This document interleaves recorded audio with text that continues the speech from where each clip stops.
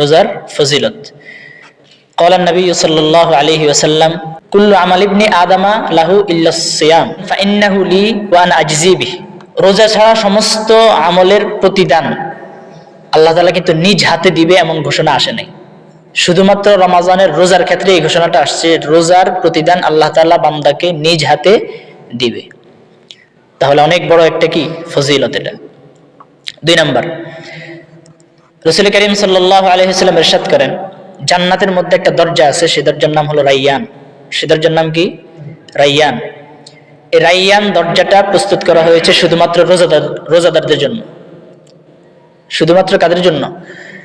ওই দরজা দিয়ে ফেরেশতারা দাঁড়িয়ে থাকবে এবং ওই দরজা দিয়ে যারা প্রবেশ করবে তারা হলো শুধুমাত্র রোজাদার। রোজাদার ছাড়া অন্য কোনো মানুষ জান্নাতের রাইয়ান নামক দরজা দিয়ে প্রবেশ করতে পারবে না। সুবহানাল্লাহি ওয়া বিহামদিহি। অনেক বড় কি ফজিলত না, সম্মানের জায়গা। এটা হলো আমরা 2টা ফজিলত বললাম। 2 নাম্বার, রোজার হাকিকত কি?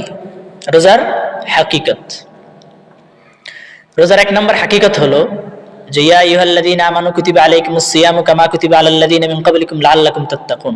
যে রমজানের রোজা সিয়ামকে আল্লাহ তাআলা কেন ফরজ করেছেন? লাআল্লাকুম তাত্তাকুন, যাতে তোমরা কি অর্জন করতে পারো? তাকওয়া অর্জন করতে পারো, তাকওয়া অবলম্বন করতে পারো। তাহলে রমজানের রোজার মূল হাকিকত হলো তাকওয়া অবলম্বন করা। সিয়ামের মূল হাকিকত কি, মূল উদ্দেশ্য কি?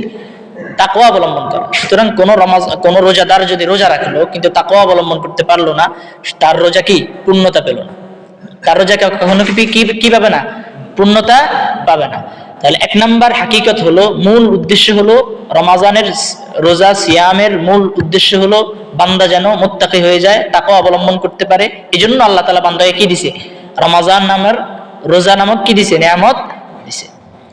2 নাম্বার হাকিকত হলো মানুষের মধ্যে যে মিথ্যা আছে, মূর্খতা আছে, জাহালত আছে এবং যে গুনাহগুলো মানুষ সাধারণত করে থাকে, রমজানের সিয়ামের মাধ্যমে যাতে মানুষ সমস্ত মিথ্যা, সমস্ত মূর্খতা সুলভ আচরণ, সমস্ত গুনাহগুলো থেকে নিজেকে পরিত্যাগ করতে পারে, নিজেকে মুক্ত ঘোষণা করতে পারে, এজন্য রমজানের রোজা আল্লাহ তাআলা কি করছে?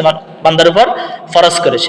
এটা আমরা হাদিসের মধ্যে পাই। রাসূল করিম সাল্লাল্লাহু আলাইহি ওয়াসাল্লাম ইরশাদ করেন, বুখারী শরীফের হাদিস, যে মাল্লাম ইয়াদা কাওলাজ জুর ওয়াল আমালা বিহি ওয়াল জাহল।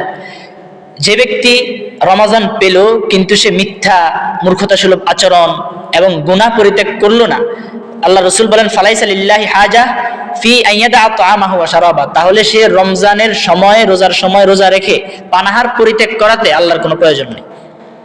সে যে পুরা দিন খাইলো না, কোনো কিছু পান করলো না, সে যদি এই কোন পুরা দিন না খেয়েও যদি সে গুনাহ থেকে বিরত থাকতে না পারে, তাহলে তার এই পুরা দিন না খাওয়াটা আল্লাহর কাছে কোনো কি নাই? প্রয়োজন নেই। সুতরাং না খাওয়াটার নামই মূলত কি নাই? রোজা না। রোজার মূল উদ্দেশ্য হলো গুনাহ থেকে পরিত্যাগ করা, মিথ্যা পরিহার করা এবং মূর্খতা সুলভ জাহালত যেগুলো আছে সেগুলো কি করা? পরিত্যাগ করা। এটা আরো স্পষ্টভাবে আল্লাহ রাসূল সাল্লাল্লাহু আলাইহি ওয়াসাল্লাম আরেক হাদিসে বলেছেন যে লাইসা সিয়ামু মিনাল আকলি ওয়াশ শুরবি। সিয়াম খানা এবং পানাহার, অর্থাৎ সিয়াম পানাহার পরিত্যাগ করার নামই শুধু সিয়াম নয়। ইন্নামাস সিয়ামু মিনাল লাগওয়ি ওয়ার রাফাস। বরং সিয়াম হলো মূলত অনর্থক সমস্ত কাজ পরিহার করা, সমস্ত গুনাহ পরিহার করা, মিথ্যা পরিহার করা। এটা হলো সিয়ামের কি? মূল হাকিকত।